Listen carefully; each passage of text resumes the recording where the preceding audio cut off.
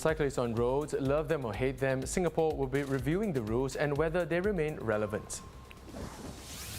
Also coming up, a boost for local tourism. From Wednesday, more can join walking, cycling and kayaking tours. And scoop up those tickets now. The Museum of Ice Cream is set to open this August in Dempsey.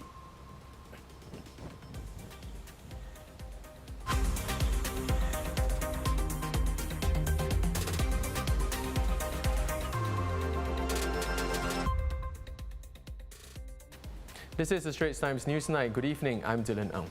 It's official, Ramadan will begin tomorrow. The Mufti of Singapore, Naziruddin Muhammad Nasir, announced that based on astronomical calculations, the crescent for the month of Ramadan did appear this evening after sunset for about 16 minutes. Now, tonight's top story, Singapore will be reviewing bicycles on roads as cycling becomes ever more popular. A panel of experts will study existing regulations governing road cyclists and look at whether this group should be licensed and take theory tests. The panel will also weigh the pros and cons of licensing cyclists and take in the experiences of other countries. The review comes on the heels of a recent spate of complaints about road cyclists ignoring traffic rules. We know there are concerns from both motorists and also cyclists with more bicycles now being on the roads because more Singaporeans are taking up cycling, which is a good thing. As far as possible, we want to try and separate bicycles from motor vehicles. So that's why we are building more park connectors, we are building also more cycling lanes to encourage the bicycles to be physically separated from motor vehicles. So that is still the preferred approach. But we know in landscape Singapore that is not always possible. So there will be certain stretches, certain locations where cyclists and motorists will have to share the road. So when they share, how do you do so in a safe manner? So that is really the focus. The conflict between road cyclists and motorists recently came to the fore again this month when actor Tay Ping Hui shared a video of a group of road cyclists apparently disregarding traffic rules. As for the review, it's expected to take at least a few months. The panel had previously recommended legalizing cycling on footpaths and registering electric bicycles and personal mobility devices. Now, in a further easing of COVID-19 measures, the Singapore Tourism Board is easing a few restrictions in order to allow for longer itineraries and larger groups. From Wednesday, April 14th, walking, cycling and kayaking tours can accommodate up to 50 people, up from the previous limit of 20. And STB is also removing the 8-hour limit for tours.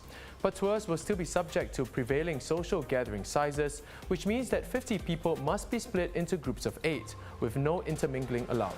STB also said that tour operators no longer need to seek approval for each tour itinerary, but will be able to resume tour operations under a single application.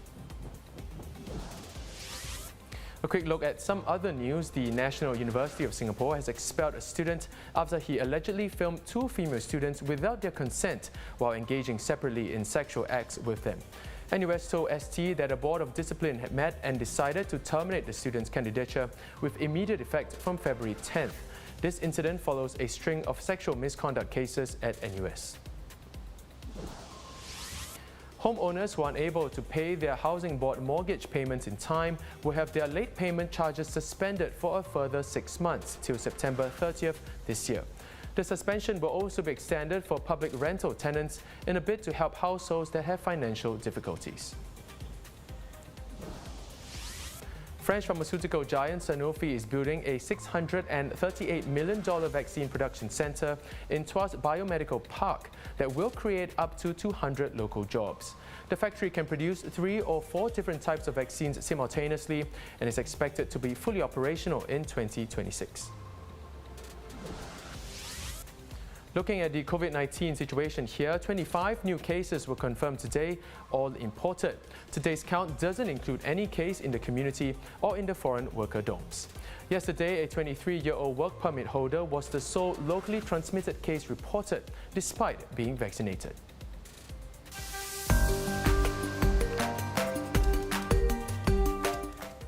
Let's take a look at what's been trending on social media today. Remember hearing about the Museum of Ice Cream opening in Singapore later this year? The countdown has begun with the museum set to open in Dempsey in August. will mark the first time the US-based attraction is venturing abroad, which they say has been 3 years in the making. A maximum of 200 guests will be allowed into the museum at any one time, who will also get to try ice cream during their visit. Expect to see a Singapore-inspired dragon playground and a sprinkle pool billed as the museum's largest to date.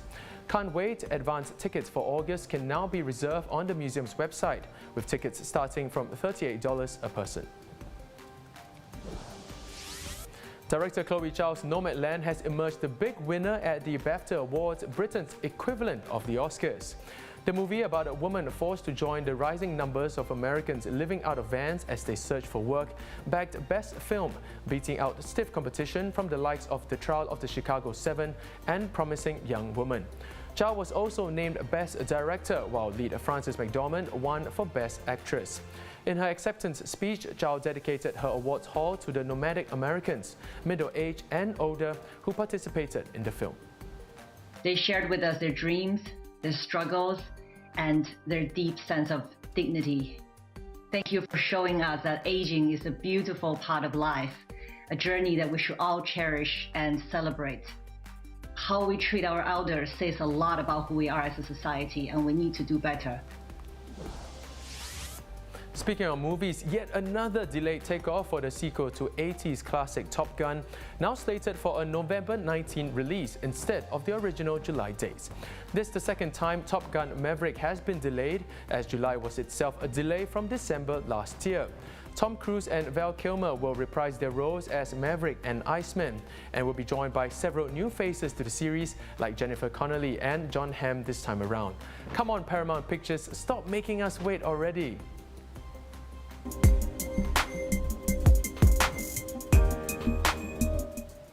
And in case you missed it over the weekend, some 19 puppies were rescued by firefighters after a fire broke out in a pet store in Upper Thomson Road. The incident occurred at 197 Upper Thomson Road at about 1:15 a.m., a unit occupied by pet store Wellfond Pets. STDF said firefighters extinguished the blaze with one water jet, and that the cause of the fire is said to involve a dehumidifier in the store. Eyewitnesses said that the puppies were carried out of the store in boxes and were helped by passers-by who held and soothed the animals. Wellfond Pets Thompson said that all the puppies have been checked and all are in good health with no potential health risks, and also thanked all kind souls that helped us through the night. And that wraps up the Straits Times Newsnight. Do visit straitstimes.com to see more news and videos. You can also subscribe to our YouTube channel by hitting the button below. Have a great evening. We'll see you tomorrow.